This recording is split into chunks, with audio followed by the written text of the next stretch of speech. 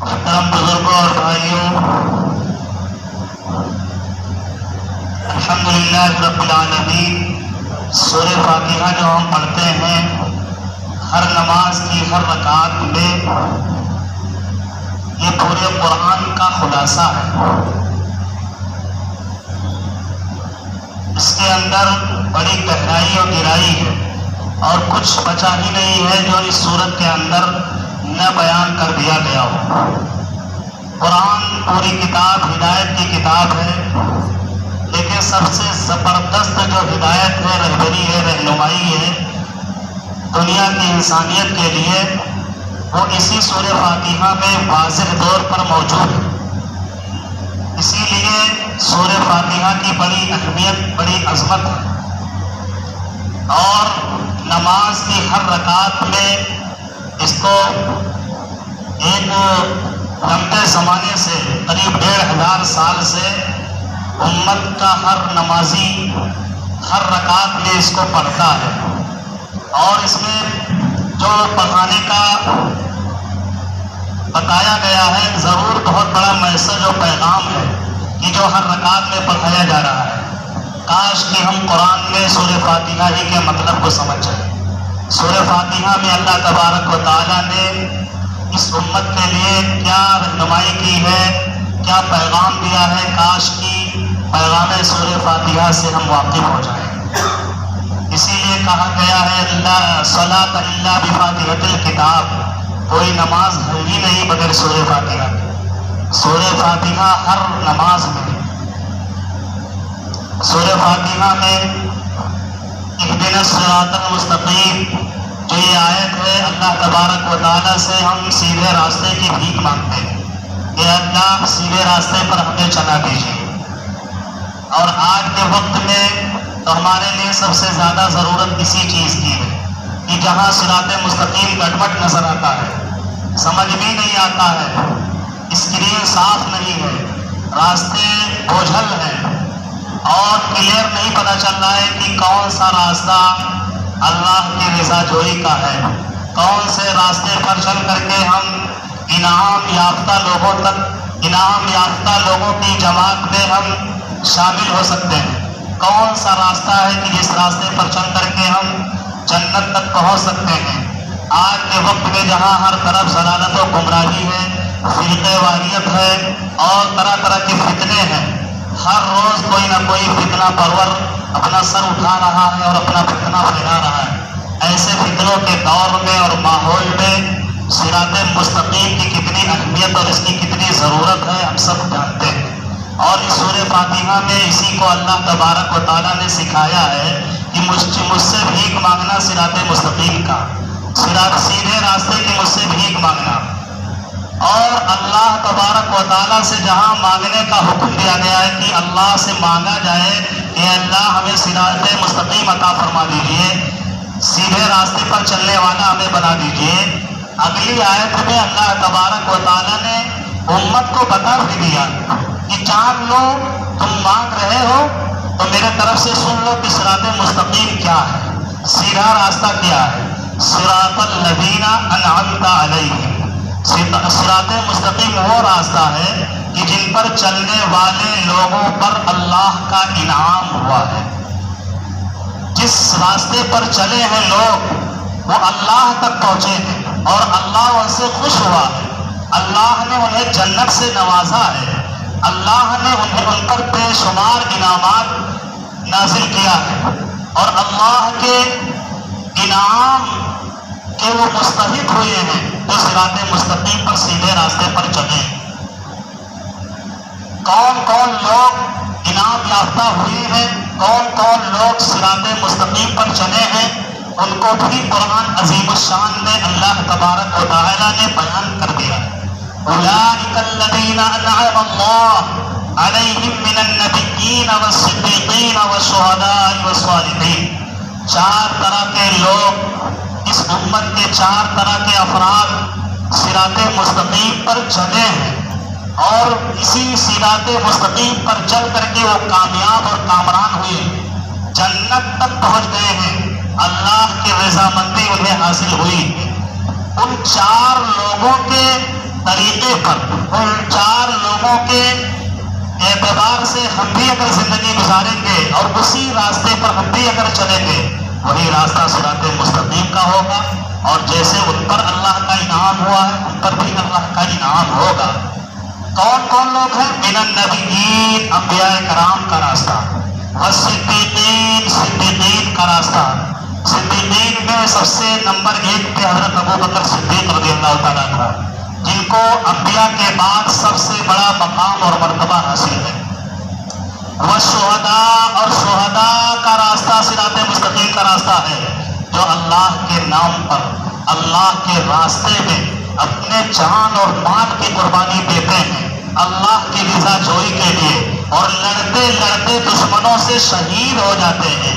شہداء والشہداء والصالحین، اور جو نیک عمل کرنے والے جو صالح لوگ ہیں ان کا راستہ صراط مستقیم کا راستہ ہے۔ یہ 4 طرح کے لوگ ہیں جن کا تذکرہ قرآن عظیم الشان میں اللہ تبارک و تعالی نے بیان کر دیا ہے کہ یہ 4 طرح کے لوگ سیدھے راستے پر چلے ہیں، اور سیدھے راستے پر چلتے ہوئے اللہ کے انعام کے مستحق ہوئے ہیں۔ اولئک الذین انعم اللہ، اللہ کا انعام انہیں ملا ہے۔ آگے اور کلیئر کر دیا اسی سورہ فاتحہ میں اللہ تبارک و تعالیٰ نے کہ کن لوگوں کے راستے پر ہرگز نہ چلنا، اگر ان کے راستے پر چلو گے تو گمراہ ہو جاؤ گے، بھٹک جاؤ گے، تباہ ہو جاؤ گے، اللہ کے غضب و غصے کے مستحق ہو گے۔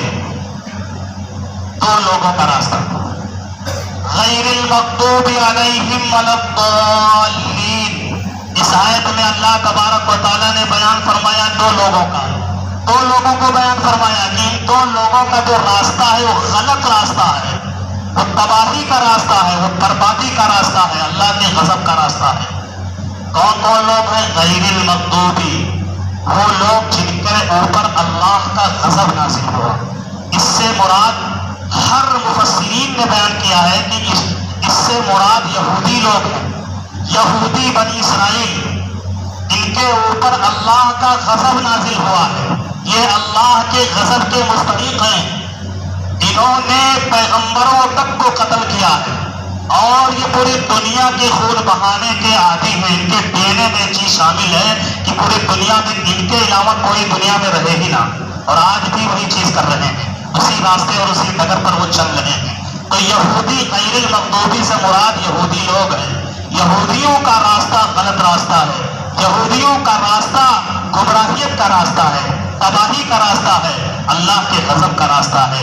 وَلَا الضَّالِّينَ، اور جو دوسرے لوگ ہیں جو تباہ ہوئے ہیں، برباد ہوئے ہیں، جن کا راستہ غلط راستہ ہے، وہ وَلَا الضَّالِّينَ ہے۔ وَلَا الضَّالِّينَ سے مراد ہیں عیسائی لوگ، کرسچن لوگ، یہ بھی برباد ہوئے، یہ بھی بھٹک گئے، یہ بھی غلط راستے پر چلنے والے ہو گئے، ان کا بھی راستہ صحیح نہیں ہے۔ وَلَا الضَّالِّينَ کا بھی راستہ، یعنی عیسائیوں کا بھی راستہ صحیح نہیں ہے، یہ ضال ہیں، گمراہ ہیں، بھٹک گئے ہیں راستے سے، اس لیے کہ انہوں نے عیسیٰ مسیحی کو خدا بنا لیا، ایک خدا کے بجائے 3 خدا، 3 گاڈ کے قائل ہو گئے، اور آخری نبی پر ایمان لانا ضروری تھا، آخری نبی پر یہ لوگ ایمان نہیں لائے، آخری نبی کی شریعت کو فالو کرنا تھا، انہوں نے آخری نبی کو مانا ہی نہیں، تو شریعت تو بات کی چیز ہے۔ ان الدین عند اللہ الاسلام، قرآن میں اللہ نے فرمایا ہے کہ دھرم وہی اللہ کے یہاں قابل قبول ہے جو اسلام ہے، اسلام دھرم ہی اللہ کے یہاں قابل قبول ہے، اس کے علاوہ کوئی دھرم اللہ کے یہاں قابل قبول نہیں ہے۔ ان الدین عند اللہ الاسلام، اللہ تبارک و تعالیٰ نے خود قرآن عظیم الشان میں بیان فرمایا ہے۔ اور یہ دونوں کے دونوں جو گمراہ ہوئے ہیں، جو اللہ کے غضب کے مستحق ہوئے ہیں اور غلط راستے پر چلنے والے ہوئے ہیں، وہ بنیادی طور پر ان دونوں کے اندر افراط اور تفریط کا معاملہ تھا۔ افراط و تفریط، حد سے زیادہ آگے چلے جانا اور حد سے زیادہ نیچے چلے جانا، بیچ کا راستہ چھوڑ کر کے حد سے زیادہ کسی کو پڑھانا تو اتنا پڑھا دینا کہ خدا تک پہنچا دینا. یہی خدا، خدائی جو صفات ہے اور خدائی جو کمالات ہیں وہ تمام کمالات اور خوبیوں کے یہی مالک ہے. خدا تک پہنچا دینا یہ پڑھانا ہے. یہ کرسچن لوگ اس وجہ سے تباہ ہوئے ہیں. انہوں نے پڑھایا ہے، انہوں نے پیغمبروں کو پڑھایا ہے، خدا تک پہنچایا ہے، غلو کیا ہے. شریعت میں غلو اسی لیے مکروہ و ناپسند قرار دیا گیا ہے کہ غلو نہیں ہے اسلام میں. اسلام میں اعتدال ہے، اسلام میں بیچ کا راستہ ہے، معتدل. نہ بہت زیادہ گھٹانا ہے نہ بہت زیادہ بڑھانا ہے.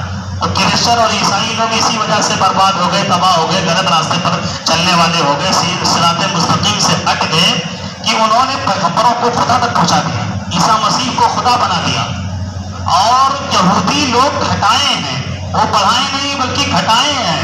انہوں نے پیغمبر تک کو نہیں چھوڑا. حضرت موسیٰ علیہ السلام پر طرح طرح کے الزامات لگائے، حضرت نوح علیہ السلام پر طرح طرح کے الزامات لگائے. حضرت سلیمان علیہ السلام کو کہا کہ وہ اپنے جادو کے بل بوتے دنیا پہ حکومت کیے. ان کے پاس بہت اعلیٰ قسم کا جادو تھا، وہ بڑے جادوگر تھے، بڑے ماہر تھے علیاذ باللہ. اور اسی وجہ سے سلیمان پوری دنیا پہ حکومت کیے ہیں جادو کے بل پر. حضرت نوح علیہ السلام کو کہا کہ حضرت نوح علیہ السلام آخر وقت میں جب وہ دوبارہ آئے طوفان نوح کے بعد، جب ان کی واپسی ہوئی تو دنیا میں ان کے علاوہ کوئی بچا ہی نہیں تھا. تو پیغمبر تھے، ان کا کام بھی کچھ نہیں بچا تھا. تو آخر میں وہ گانا بجانے لگے تھے، موسیقی کرنے لگے تھے، شراب پینے لگے تھے. علیہ باللہ. یہ یہودیوں کی کتاب ہے تلمود، اس میں لکھا ہوا ہے، بڑی کتاب ہے تلمود، یہودیوں کی کتاب ہے. کتنے پیغمبر کو انہوں نے قتل ہی کر دیا. پیغمبر کو جو اللہ کا سب سے چہیتا پسندیدہ محبوب بندہ ہوتا ہے، اللہ کا جو سب سے قریبی ہوتا ہے وہ پیغمبر ہوتا ہے. پیغمبر تک کو انہوں نے نہیں بخشا، قتل کر دیا. یہودی تو یہودی گھٹانے پہ آئے تو اتنا گھٹائے کہ پیغمبر تک کو نہیں بخشا. دونوں گمراہ ہو گئے، دونوں صراط مستقیم سے ہٹ گئے. صراط مستقیم بتایا گیا اس سورہ فاتحہ میں کہ اللہ تبارک و تعالیٰ نے فرمایا من النبیین والصدیقین والشہداء والصالحین. یہ صراط مستقیم ہے. جس راستے پر یہ چار لوگ چلے ہیں وہی راستہ صراط مستقیم کا ہے. اور یہ چاروں لوگ، ان میں سے دونوں بنیادی طور پر اگر ہم دیکھیں تو دو طرح کے لوگ علم والے تھے اور دو طرح کے لوگ عمل والے تھے. علم اور عمل یہ لازم اور ملزوم ہے. علم اور عمل لازم اور ملزوم ہے. علم خالص ہو عمل نہ ہو تب بھی بربادی ہے. عمل ہو علم نہ ہو تب بھی گمراہیت ہے. صرف عمل ہو علم نہ ہو، بغیر علم کے جو عمل ہوگا وہ صحیح دائرے میں اور صحیح طریقے سے عمل نہیں ہو سکے گا. علم بھی عمل کے لیے لازم ہے اور عمل کے لیے علم بھی لازم ہے. من النبیین والصدیقین، یہ علم والے تھے.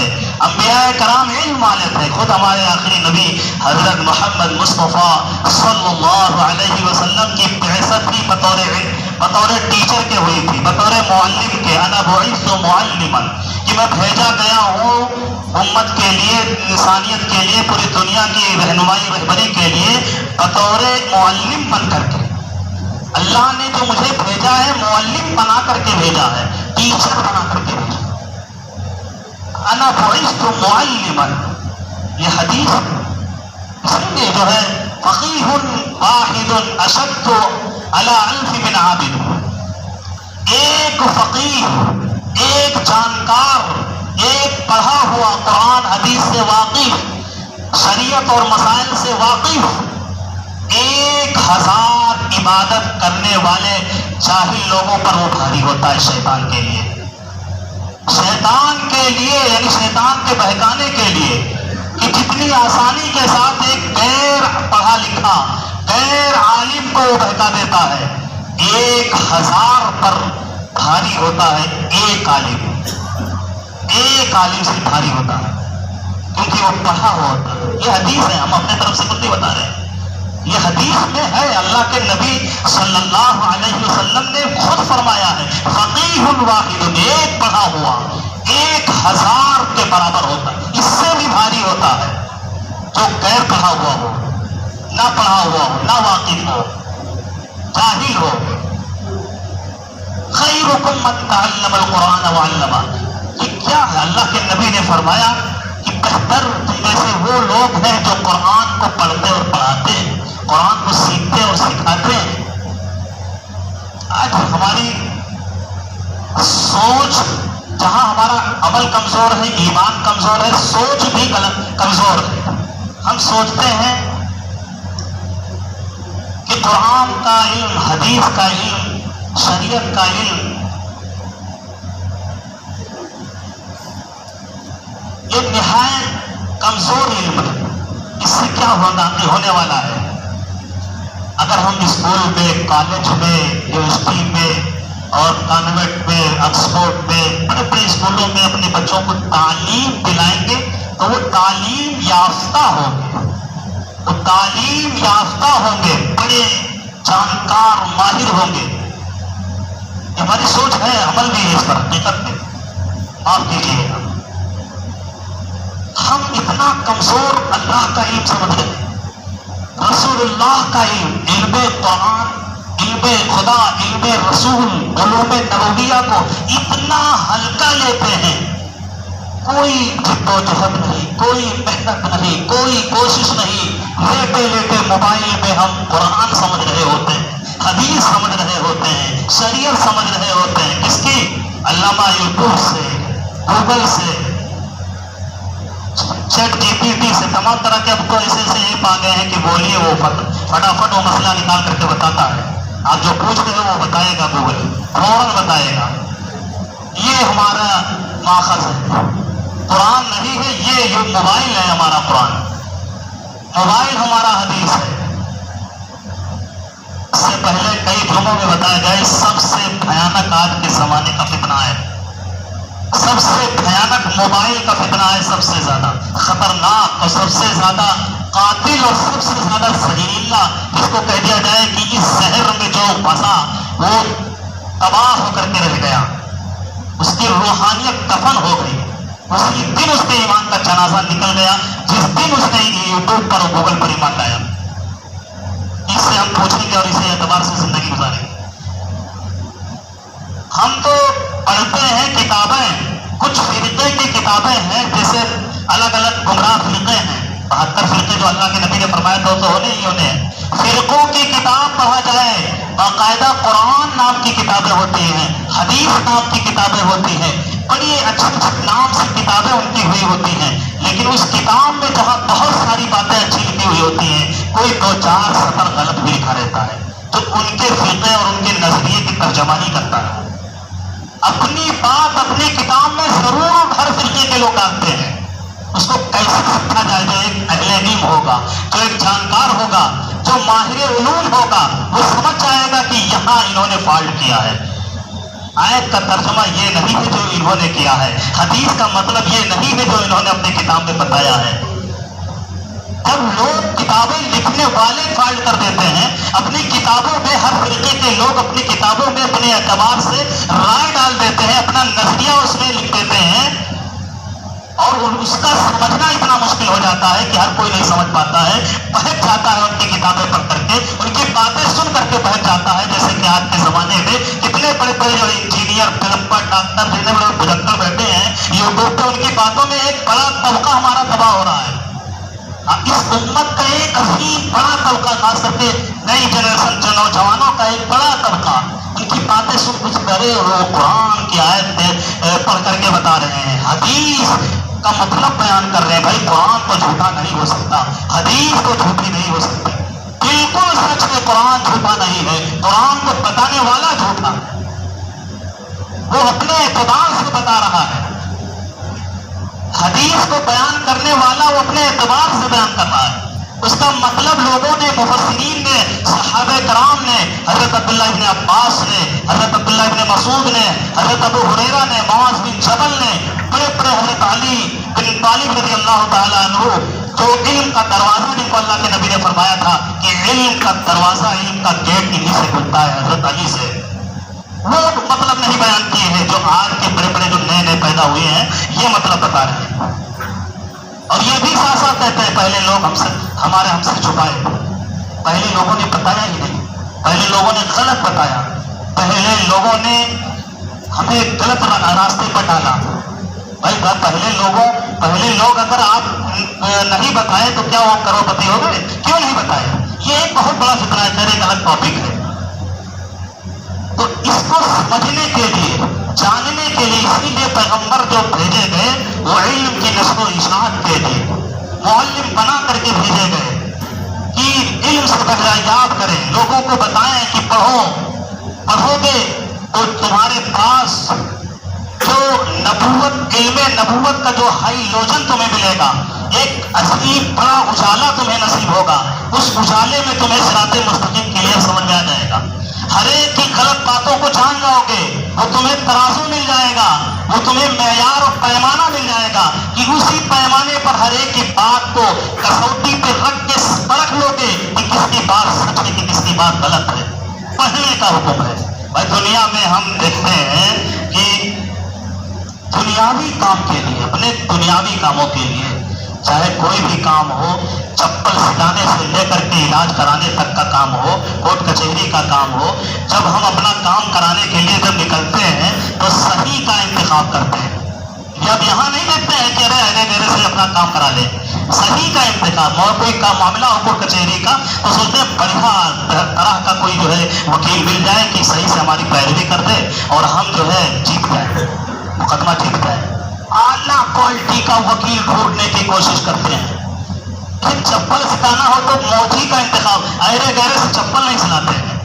ایک ڈاکٹر ہو، علاج کرانا ہوتا ہے تو ڈھونڈتے ہیں کہ اس کا ڈگری کہاں تک ہے، میڈیسن ہے، MBBS ہے، اور پڑھائی کیا ہے کہ نہیں کیا ہے، کہاں تک اس کی ڈگری ہے، پریکٹیکل اس کا بہترین تجربہ ہے، بڑھیا زبردست طریقے کا علاج وہ کرتا ہے، سفل ہے، سکسیسفل ہے کہ نہیں ہے، یہ سب دیکھتے ہیں۔ کہیں اس کے کیسز فالٹ نہیں ہوتے ہیں تب جا کر کے وہاں اپنا علاج کرواتے ہیں۔ دنیاوی کاموں میں ہم اتنا زیادہ جانچتے پرکھتے ہیں، اس کے لیے دوڑ لگاتے ہیں، کوشش کرتے ہیں، برانڈیڈ کمپنی کا سامان ڈھونڈنے کی کوشش کرتے ہیں کہ دھوکہ نہ ہو۔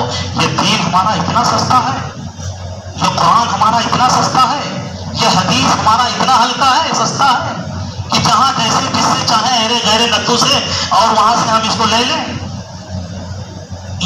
پوائنٹ ہے، ضرورت ہے کہ ہم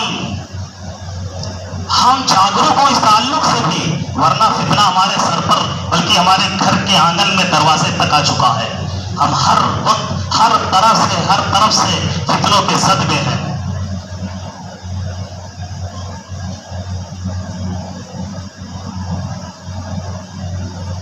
ایک واقعہ جو ہے عصبی علوم اور جو دینی علوم ہے اس تعلق سے کہیں کسی جگہ کا واقعہ ہے۔ ہم پڑھائیں بالکل اس کے ہم قائل نہیں، ہم پہلے دن سے اس کو کہتے چلے آ رہے ہیں کہ ہمیں اصلی علوم اور دنیاوی علوم جو ہے اس میں کمال حاصل کرنا چاہیے، اور ہم نے بتایا کہ حدیث سے ثابت، اللہ کے رسول کی سیرت سے ثابت ہے، بلکہ حضرت آدم علیہ السلام کو اللہ تبارک و تعالیٰ نے جو علم دیا تھا وہ علم ساری چیزوں کا علم دیا تھا، دین کا بھی دنیا کا بھی۔ وعلم آدم الاسماء كلها، یہ کلہا کا جو لفظ جو عربی پڑھتے ہیں طلبا یا جو عالم ہے وہ جانتے ہیں، کلہا کا لفظ کل، اس کا معنی ویسے ہی سمجھ آتا ہے، ہر طرح کا علم حضرت آدم علیہ السلام کو اللہ نے دیا تھا۔ لیکن ہماری جو جہاں ایمان کمزور، اعمال کمزور، سوچ بھی اتنا کمزور ہے، ہم سوچتے ہیں کیا ہوگا اس سے۔ بھائی ہم اس کو ہلکے میں نہ لیں، یہ اتنی روایتیں حدیثیں ہیں، ہمارے صحابہ کرام کی وقت نہیں ہے بتایا، صحابہ کرام کی اس تعلق سے کتنی قربانیاں ہیں، کتنی محنتیں ہیں، اور اس کے بعد محدثین کی قربانیاں ہیں، کتنی قربانیاں، آخر کیا وجہ ہے؟ یہ ہلکا سمجھتے تو قربانیاں دیتے۔ امام بخاری رحمۃ اللہ علیہ کو عید کے دن ان کے وطن سے نکالا گیا تھا، اتنی بڑی کتاب کو لکھنے والے، جو اتفاق ہے پوری امت کا اس بات پر کہ قرآن شریف کے بعد سب سے صحیح ترین عظیم کتاب اگر ہے اس امت میں تو بخاری شریف ہے۔ بخاری شریف کے لکھنے والے حضرت امام بخاری رحمۃ اللہ علیہ کے ساتھ کتنا لوگوں نے کیا کچھ کیا، اتنی مشقتیں آزمائشیں بڑے لوگوں پر آتی ہیں، ان پر بھی آئی۔ عید کے دن ان کو گھر سے نکالا گیا اور راستے میں ان کا انتقال ہو گیا۔ امام احمد بن حنبل پر روزانہ 70 گھوڑے مارے جاتے تھے. اتنے بڑے امام احمد بن حنبل رحمۃ اللہ علیہ. امام اعظم ابو حنیفہ رحمۃ اللہ علیہ کے ہم فالو ہیں تخلیق کرتے. امام اعظم ابو حنیفہ رحمۃ اللہ علیہ کا جنازہ جیل سے اٹھا ہے. ان کا انتقال جیل ہی میں ہو گیا. یہ قربانیاں ہیں. یہ جھکے نہیں. جھکنے والے ہوتے تو یہ جیل نہ جاتے. جھکنے والے ہوتے تو یہ گھر سے نہ نکالے جاتے. یہ جھکنے والے لوگ نہیں تھے. یہ کسی طرح کی کمپرومائز کرنے والے نہیں تھے. ان کا ایمان اتنا اعلیٰ اور مضبوط تھا اور انہوں نے اتنی قربانیاں دی. امام سرخسی رحمۃ اللہ علیہ کو تو کنویں میں لٹکا دیا گیا تھا. وہی ان کا انتقال ہو گیا. اتنے بڑے امام حضرت مجدد الفسانی اس ملک کے یہ حضرت مجدد الفسانی شیخ احمد سرہندی رحمۃ اللہ علیہ کو وقت کے بادشاہ یعنی جہانگیر کا دور تھا, اکبر کا دور تھا, انہوں نے گوالیار کے قلعے میں بند کر دیا تھا, جیل میں ڈال دیا تھا. حضرت مجدد سے جو قربانیاں ہیں ان کا حدیث کے تعلق سے کتنی قربانیاں, قرآن کے تعلق سے کتنی جو ہے ان کی محنتیں ہیں, کوششیں ہیں, تب جا کر کے ہمارے پاس یہاں تک پہنچا ہے. یہ انہیں قربانیوں کا نتیجہ ہے اور آج ہم اس کو اتنا ہلکے میں لے رہے ہیں, اتنا ہلکا سمجھ رہے ہیں کہ یہ قرآن ہی تو ہے, قرآن ہی کا تو علم ہے. ہلکے نہ لیں. اس کی اتنے زبردست طریقے کی بشارتیں ہیں اور خاص کر کے تو ہمارے لیے آج کے وقت میں جہاں فتنوں کے الغار ہیں, اس زمانے میں اسی علم کی روشنی میں ہم صحیح طریقے سے راستے کو سمجھ سکتے ہیں اور لوگوں کو سمجھا سکتے ہیں. اللہ تبارک و تعالیٰ ہم سب کو کہنے سننے سے کہیں زیادہ عمل کی توفیق نصیب فرمائے. آمین. واخر دعوانا